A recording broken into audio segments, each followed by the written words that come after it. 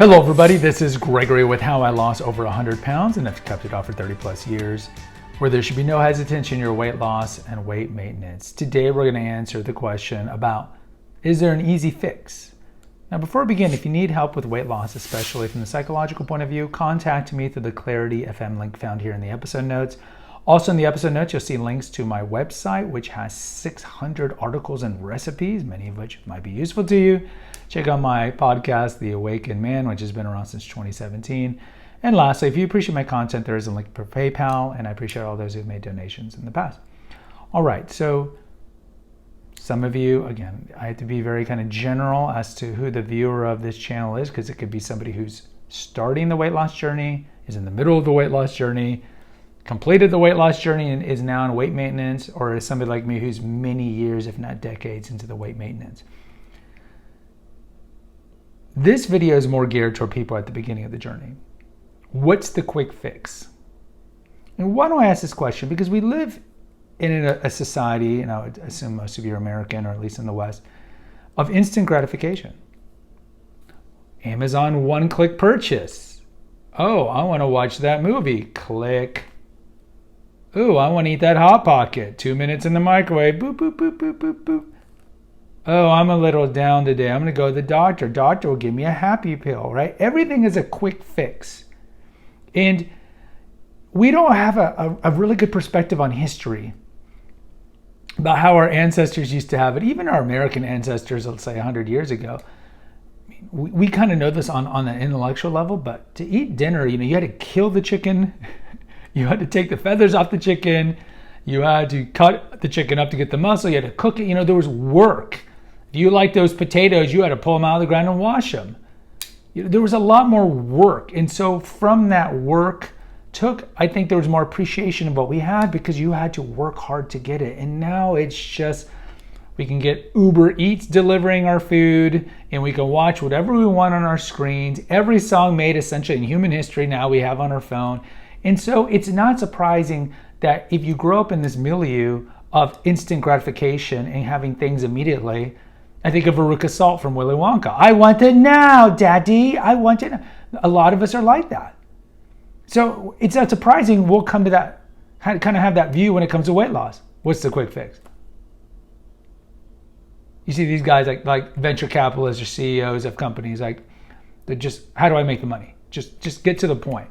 Well, with weight loss, there isn't a quick fix, I hate to tell you.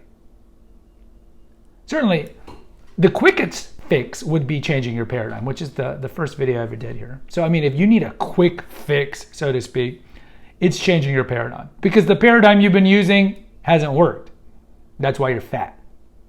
So you have to change your paradigm. Whether it be, we have an episode here, 5 lies that fat people tell themselves. Oh yeah, I'll lose the weight. People like me the way I am.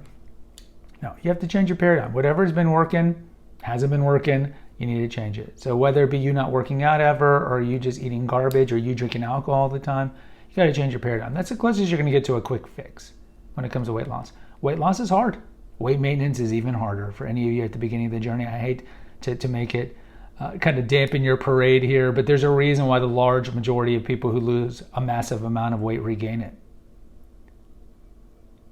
It's like Chernobyl or 3 Mile Island.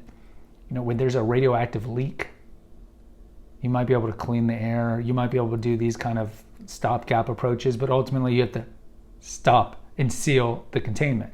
And it's the same thing here. And a lot of overweight people, and I myself are included, this is why I have my 2 personal playlists here, Confessions of an Obese Child and Reflections of a Weight Loss Warrior. You have to do the deep work to figure out why you have the disordered relationship with food. If you don't do the deep work, you're like on a boat that has a leak and the water's coming in. Yeah, you can do it. You can bail all the water out. You can get everybody to bail the water out. But eventually, like with CPR, you got to call 911 because you're going to get tired. You can't be doing 2-inch compressions forever. It's the same thing. So there's no easy fix. You got to fundamentally change what's broken about your eating habits. And I would tell you a lot of that comes from childhood trauma, but you have to fundamentally change. And this takes hard work. Luckily, There's a lot of biohacks that we have today that will help that we didn't really have, let's say, in the 80s. You have bariatric surgery. We just did a video on should you do that. You have intermittent fasting. There's certain diets that maybe will make you lose weight quicker. I would hazard and say that they're not necessarily the best for weight management and weight maintenance, because any diet, or I should say any lifestyle, it's per se a diet, but any lifestyle eating habits that tell you have to eliminate fill in the blank for the rest of your life is not tenable. We're human. It's not tenable unless you got celiac disease, for example, and you cannot eat anything that's gluten because you will be interminably sick.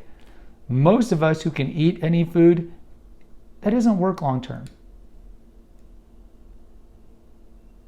So the number one quick fix to weight loss and later weight maintenance is to change your paradigm. The number two thing is to do the deep work to figure out why you have the disordered eating.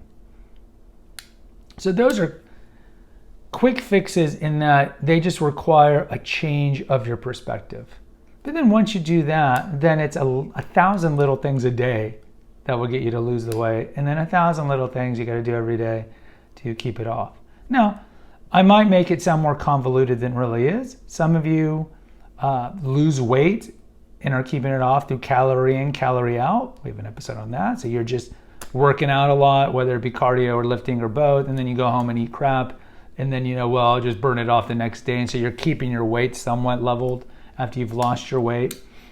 But again, I did that for 15 years, if not longer. And all you're doing is putting lipstick on a pig. You eventually have to get to the point where you seal that gap in the radioactive leak, you fix the hull of the ship. So the question is, can you do that? And do you have the intellectual, psychological fortitude to do that? And I would say that you do. Now, maybe you don't think you do because your weight's been waxing all these years. Right? I can't do it. I'm addicted to donuts. I'm addicted to sugar. I'm addicted to alcohol. I can't do it. And I get it, man. You know what they say, the old saying, that the darkest time of the night is right before the sunrise. And I can see why you're in that situation, but it is possible. It's going to be very hard. You can do it. And all you need is a little confidence and a little momentum. And once you get that, and if you do what I've talked about, the aforementioned, you have a better chance of not just losing the weight, but keeping it off. Because keeping the weight off is tough. You're going to deal a lot with psychological issues like imposter syndrome, survivor's guilt, still having those cravings, still having the emotional eating. But ultimately, you can do it. So is there a quick fix? No, there's not a quick fix. You have to prepare for a journey. Just like our pioneering ancestors, if they were going to leave from Missouri to go to Oregon through the Oregon Trail, they were going to be like, okay, I'm just going to wear a t-shirt and shorts and a day of food. No, you have to prepare. So part of the preparation is the emotional preparation, the psychological preparation that, yes, you deserve it. Yes, you're going to do it. You love yourself enough and you love people in your family to do it because you're going to shorten your life expectancy if you stay fat. I'm going to do it, but I need to prepare. I need to psychologically prepare, and I'm going to understand that some days it's going to be one step forward, two steps back. Some months it's going to be one step forward, two steps back. But I need to prepare myself up here for the rigor of this journey. But I can do it because, look, others have done it. I've done it. You can do it. It's just going to take a lot of work, and the large majority of that work is psychological. So there is no quick fix. Guys, post in the comments. I'd love to hear from you. Hit the notification, subscribe, and share button. Until next time, take care, God bless, and pray.